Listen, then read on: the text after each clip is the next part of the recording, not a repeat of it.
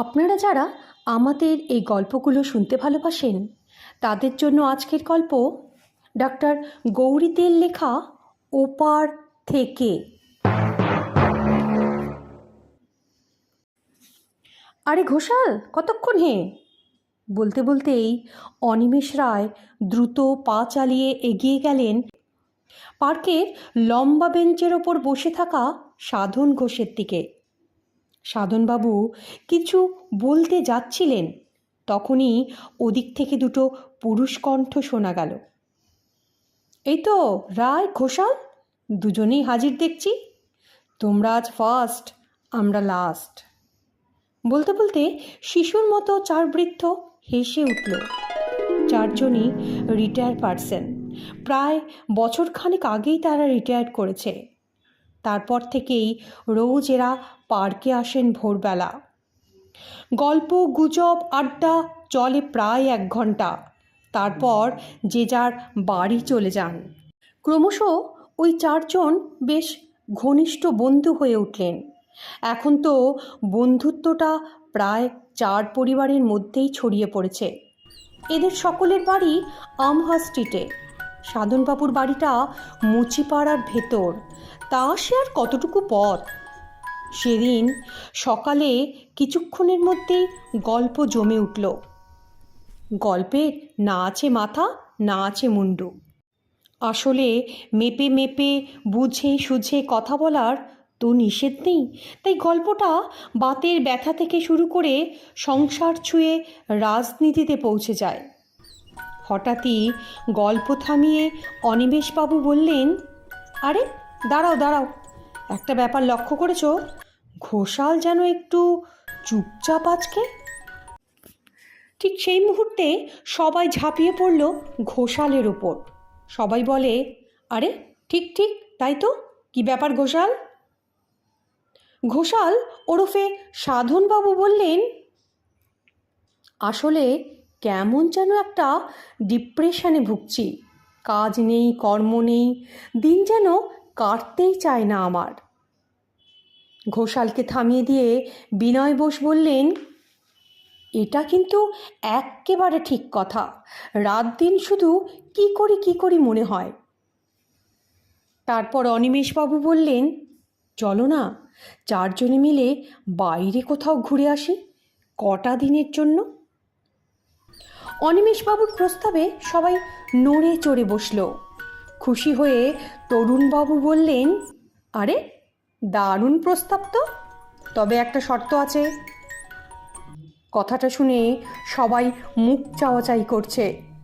হেসে বললে সাধনবাবু, সারা জীবন মার্চেন্ট অফিসে কাজ করেছেন তো, শর্ত না হলে কাজ করেন না, তাই না?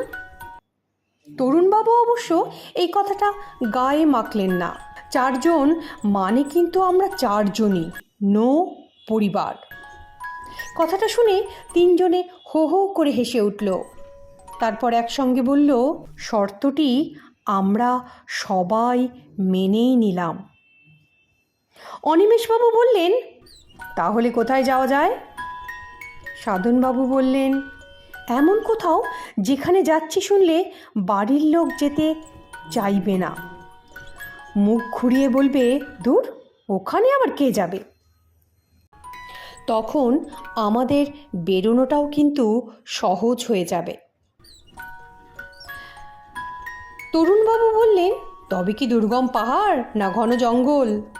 বিনয়বাবু বললেন, আরে রাখো রাখো, এই বয়সে দুটোই অসম্ভব, তার চেয়ে চলো গয়া থেকে ঘুরে আসি। কথাটা শুনে তিনজনেই হৈ হৈ করে প্রতিবাদ জানালো। বলল, গয়া তীর্থস্থান? শুনলে তো আগেই যাব বলবে। বিনয়বাবু বললেন, বলবে গয়ায় যাচ্ছি মা বাবার পিণ্ডি দিতে, সেখানে মেয়েরা যায় না, বেড়াতে তো আর যাচ্ছি না। কথাটা শুনে সকলের মুখেই হাসি ফুটল। তরুণবাবুর কোনো সন্তান ছিল না। তিনি বললেন, তাহলে আমি আমার শ্রাদ্ধটা সেরেই আসব, আমার তো আর ছেলেপুলে নেই। অনিমেষবাবু বললেন, ভারত সেবাশ্রম সঙ্গের মহারাজের সঙ্গে একটু তাহলে আলাপ করে আসি, যাতে আমরা 3-4 দিন থাকতে পারি তার একটা ব্যবস্থা হয়ে যাবে। আরও 2-1 দিন শলা পরামর্শ চলল। তারপর ঠিক হলো হাওড়া থেকে যোধপুর এক্সপ্রেস ধরবেন। সময়টাও ভালো, রাত 11:33, সকাল 6:07 পৌঁছে যাবে। রাত্রিরের খাওয়া দাওয়া সেরে ধীরে সুস্থে ট্রেনে ওঠা, তারপর সারা রাত ঘুমোতে ঘুমোতে পৌঁছানো। ঠিক হলো আমহা স্ট্রিটের বিবেকানন্দ মোড়ে সবাই জড়ো হবে ঠিক রাত 10টায়। তারপর সেখান থেকে ট্যাক্সি করে সোজা হাওড়া। আজ ঠিক সময়ে সবাই হাজির, কিন্তু পাত্তা নেই তরুণবাবুর। টেলিফোনেও যোগাযোগ করা গেল না, মোবাইলে সুইচ অফ, ল্যান্ডফোনের নো রিপ্লাই।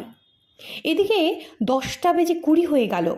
প্রচণ্ড বিরক্তি সবার মুখে। তরুণবাবুকে এমন দায়িত্বজ্ঞানহীন মানুষ বলে তো বুঝতাম না। বিরক্ত হয়ে বললেন, অনিমেষবাবু। কিন্তু আর তো অপেক্ষা করা চলে না। ভারাক্রান্ত মনে ওরা 3জনেই হাওড়ার উদ্দেশ্যে রওনা হলো। রিজার্ভেশন চার্ট থেকে ওরা যখন ট্রেনে উঠতে যাবেন, ঠিক সেই সময়ে হঠাৎ লোডশেডিং। সমস্ত স্টেশনটা অন্ধকার। হাওড়া লোডশেডিং, এ তো ভাবাই যায় না। টর্চ জেলে ওরা ওদের কামরায় উঠল। ভেতরটা এত অন্ধকার যে টর্চ জেলেও ভালো করে দেখা যায় না। কোনো রকমে সিটের নম্বর খুঁজতে খুঁজতে এক সময় পেয়েও গেলেন। অনিমেষবাবু বললেন, আরে এই তো 12, 13, 14, 15 নাম্বারের ওপর তিনি টর্চ ফেললেন। তারপর দেখলেন জানলার দিকে মুখ করে কেউ একজন সিটে বসে আছে। অনিমেষবাবু বললেন, দাদা, আপনার সিট নাম্বার কত? বসে থাকা লোকটি উত্তর দিল, 15। তখন অনিমেষবাবু বললেন, কিন্তু 15 নম্বর সিট তো আমাদের। সাধনবাবু কথাটা না বলে পারল না। ভদ্রলোকের মুখে টর্চ তো আর মারা যায় না, তাই মুখটাও দেখা যাচ্ছিল না। শুধু উত্তর এলো, আমি তরুণ, আমি তো আমার সিটেই বসেছি। তখন সাধনবাবু একগাল হেসে বললেন, আরে কে? সরকার? আরে তুমি এসে গেছো? আর আমরা তোমার জন্য কখন থেকে দাঁড়িয়ে আছি জানো? কি টেনশন হচ্ছিল। অনিমেষবাবুর কথা শেষ হতে সাধনবাবু বললেন, তুমি কি অনেক আগেই বেরিয়েছো নাকি? হ্যাঁ, নয়তো এত তাড়াতাড়ি তো এসে পৌঁছানো সম্ভব না। ঠিক সেই মুহূর্তে দপ করে আলো জ্বলে উঠল। ওরাও স্বস্তির নিঃশ্বাস ফেলে যে যার আসনে বসে পড়লেন। তারপর সবাই মিলে একসঙ্গে তরুণবাবুর দিকে তাকালেন। কেমন যেন লাগছে ওকে। মুখটা ফ্যাকাশে, করুণ আর খুব অসুস্থ দেখাচ্ছে। তরুণবাবুর কি শরীর খারাপ লাগছে সবাই মিলে জিজ্ঞেস করল। তখন তরুণবাবু ধীরে ধীরে বললেন, আরে বাড়ি থেকে বেরোতে যাব, ঠিক তখনই বুকের পাশটায় একটা যন্ত্রণা উঠল। তাই অজ্ঞানের মতো হয়ে গিয়েছিলাম। তারপর ঠিক হয়ে এখানে আসলাম। ওদেরকে না বলে আসিনি যে আমার শরীরটা খারাপ, বললে তো আমাকে আসতে দিত না। কথাগুলো শুনে সাধনবাবু গম্ভীর স্বরে বললেন, কাজটা তুমি ভালো করনি হে, ডাক্তারটা কিন্তু দেখানো উচিত ছিল। কথাটা শুনে তরুণবাবু বললেন, তাহলে তো আমার যাওয়াই হতো না, অথচ এই যাওয়াটা আমি কিছুতেই মিস করতে চাই না, বুঝলে। অনিমেষবাবু বলল, ঠিক আছে ঠিক আছে, তুমি আর কথা বলো না, শুয়ে পড়ো, রাতটা রেস্ট নাও, দেখবে সব ঠিক হয়ে গেছে।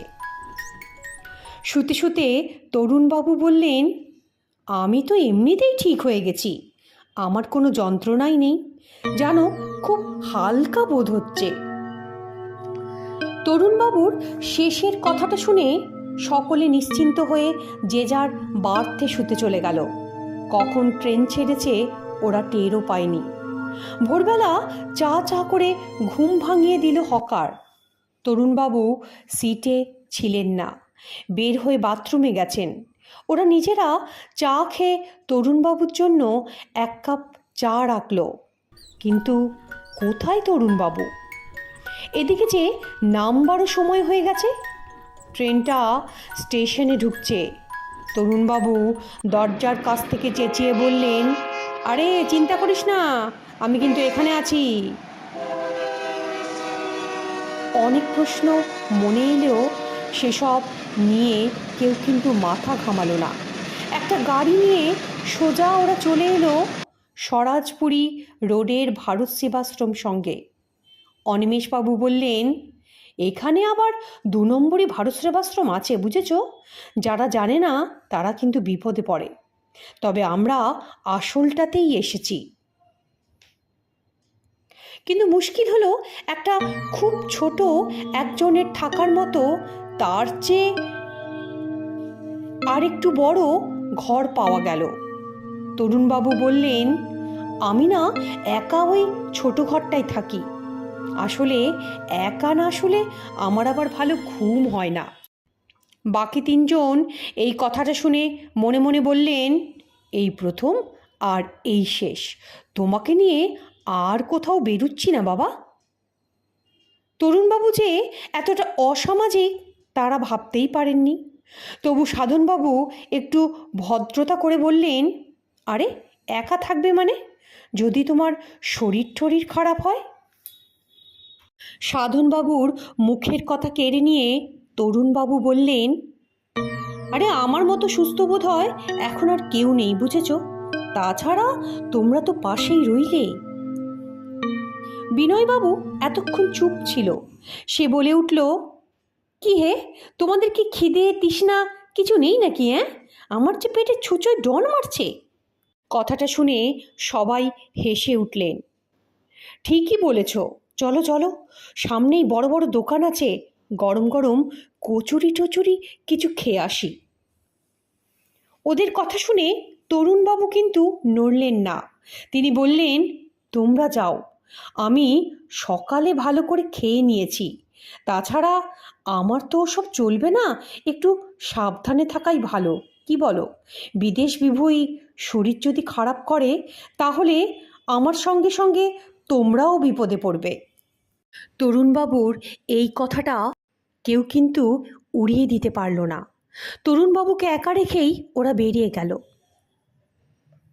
হ্যাঁ, একা একাই তরুণবাবুকে ঘুরে বেড়াতে দেখে প্রথমটা একটু খারাপ লেগেছিল বই কি, কিন্তু বয়সটা যেহেতু সবারই পরিণত, ব্যাপারটা খুব সহজেই মেনে নিল সবাই।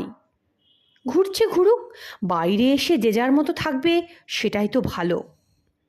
অনিমেষবাবু একটু আধ্যাত্মিক মনোভাবাপন্ন।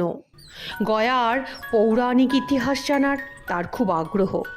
খাওয়া দাওয়া সেরে রাতের বেলা 3 জনে একসঙ্গে বসে যখন গল্পগুজব করছেন, তখন অনিমেষবাবু পকেট থেকে একটা গাইড বুক বার করে বললেন, তোমরা জানো নাকি গয়ার ইতিহাস? বাকি 2 জন মাথা নেড়ে জানালো তারা জানে না। অনিমেষবাবু মাথার বালিশটা কোলের ওপর তুলে নিলেন। তারপর জমিয়ে বসে বললেন, তবে শোনো। বাধা দিয়ে সাধনবাবু বললেন, তরুণ তো এখনো ফেরেনি, কি করছে কোথায় আছে কে জানে, এখানে থাকলে গল্পটা তো শুনতে পেত। হঠাৎ শোনা গেল তরুণবাবুর গলা। তিনি বললেন, আরে এই তো আমি। তখন সঙ্গে সঙ্গে 3 জনাই ঘরের উল্টো দিকে দরজার দিকে তাকালো। দেখলো সেখান থেকে ঢুকছে তরুণবাবু। বিনয়বাবু অবাক হয়ে বললে, আরে তুমি কখন এলে? তোমাকে তো দেখতে পাইনি। কথাটা শুনে তরুণবাবু হাসল। যেমন করে লোকে আসে তেমন করে। তোমরা তো গল্পে এতই মশগুল যে তোমরা খেয়ালই করনি আমি ঘরে ঢুকছি। সাধনবাবু বললেন, হবে হয়তো। অনিমেষবাবু বললেন, শোনো তালে গয়ার ইতিহাস। শিব ত্রিপুরাসুরকে বধ করায় ওর ছেলে গয়াসুর পিতৃহত্যার প্রতিশোধ নেওয়ার জন্য দেবসেনাদের আক্রমণ করল। সেনারা পরাজিত হওয়ায় এগিয়ে এলেন স্বয়ং নারায়ণ। যুগের পর যুগ দুজনের যুদ্ধ চলল। অবশেষে গয়াসুর নারায়ণের কাছে শান্তির প্রস্তাব পাঠালো। সে নারায়ণের কাছে দুটো বর প্রার্থনা করল। প্রথমটি হলো নারায়ণকে তার মাথায় দুটো পা রাখতে হবে, আর দ্বিতীয়টা সেই পদচিহ্নের ওপর যারা পিণ্ডদান করতে আসবেন তাদের পিণ্ডদান যেন ফলপ্রসূ হয় এবং পরলোকগতে স্বর্গপ্রাপ্তি হয়। পরদিন ওরা পিণ্ডদানের জন্য প্রস্তুত হলেন। ফল্গু নদীর পশ্চিম পাড়ে বিষ্ণুপাদ মন্দির ৮ কোণার উপর আধারে মোড়া। এই মন্দিরের উত্তরে সন্নদী, সামনে ব্রহ্মজনী পাহাড়, নিচে অক্ষয় বট। এই বটতলেই পিণ্ডদান কাজ সমাপ্ত হয়। কাজ শেষ হবার পর ওদের চোখ পড়ল তরুণবাবুর দিকে। কই, উনি তো পিণ্ডদান করলেন না? একটু দূরে বসে একা একা প্রেতজনী পাহাড়ের দিকে তাকিয়ে বসে আছেন তিনি। যাদের আত্মা শান্তি পায় না বা আত্মহত্যা করে, যাদের জন্য কেউ পিণ্ডদান করে না, তারা নাকি ওই প্রেতজনী পাহাড়ে ঘুরে বেড়ায়। রাতের অন্ধকারে নাকি তাদের কান্নাও শোনা যায়। অবশ্য এসব শোনা কথা। ওরা ওপরে উঠে তরুণবাবুর কাছে গিয়ে দাঁড়ালেন। অনিমেষবাবু বললেন, চল মন্দিরের ভেতরে গিয়ে গদাধরের পাদপদ্মে প্রণাম কর, তারপর দোকানে বসে খাওয়া দাওয়া সেরে নেব আমরা। তরুণবাবু উঠে দাঁড়ালেন, বললেন, তোমরাই যাও, আমি আমার নিজের শ্রাদ্ধটাও করে নেব এখন। তোমরা খাওয়া দাওয়া করে নিও, জানোই তো আমার এসব চলবে না, যা চলবে ঠিক খেয়ে নেব, আমার জন্য তোমরা ভেবো না। সাধনবাবু বললেন, আমরা তোমার সঙ্গেই যাব, তোমায় একা কেন ছাড়ব? তরুণবাবু বললেন, না, তার কোনো দরকার নেই, আমি ঠিক আমার ব্যবস্থা করে নেব। বলতে বলতে কারুকে কিছু বলার সুযোগ না দিয়ে তরুণবাবু দ্রুত পা চালিয়ে সেখান থেকে চলে গেলেন। বিনয়বাবু যেন একটু বিরক্ত হলো, বলল, আরে দেখ তো, যাচ্ছে না ছুটছে, যেন আমরা ওকে তাড়া করব। শরীর খারাপ বলছে, অথচ দেখ কেমন জোরে জোরে হাঁটে।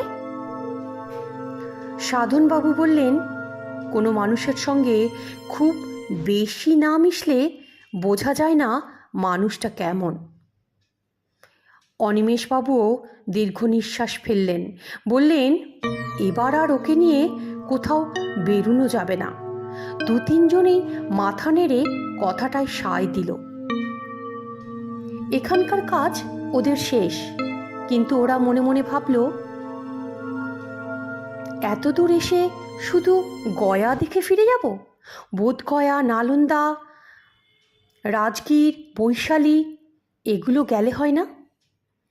অনিমেষবাবু বললেন, বোধগয়া অর্থাৎ বুদ্ধগয়া, শুনেছি নাকি খুব সুন্দর জায়গা, গেলে হয় বই কি। সাধনবাবু বললেন, এখানে অটো স্ট্যান্ডে জিজ্ঞেস করছিলাম কোথায় কোথায় যাওয়া যায়, ওরাই বলল চলুন না বুদ্ধগয়ায় নিয়ে যাই। জানিস, এখানকার কাছারি চক থেকে অটো, ট্যাক্সি সব হরদম বুদ্ধগয়ায় যাচ্ছে। বিনয়বাবু তাড়াতাড়ি গয়ার গাইড বুকটা বার করে বুদ্ধগয়ার কথা পড়ে শোনাতে লাগলেন। 2500 বছর আগে নিরঞ্জনা নদীর পাড়ে উরুবিল্ল গ্রামে পিপুল গাছের নিচে সিদ্ধার্থ তপস্যা করে সিদ্ধিলাভ করেছিলেন বৈশাখী পূর্ণিমায়। কালে কালে নিরঞ্জনার নাম হয়েছে ফল্গু, উরুবিল্ল হয়েছে বুদ্ধগয়া, আর পিপুল গাছ হলো বোধি বৃক্ষ। পাশেই সুজাতা দিঘি, ওই দিঘির জলে স্নান করে সুজাতা বুদ্ধদেবকে পায়েস নিবেদন করেছিলেন। রয়েছে মহাবোধি মন্দির, রাজা অশোকের তৈরি, নিচে বিরাট বুদ্ধমূর্তি, ওপরে উপাসনা গৃহ।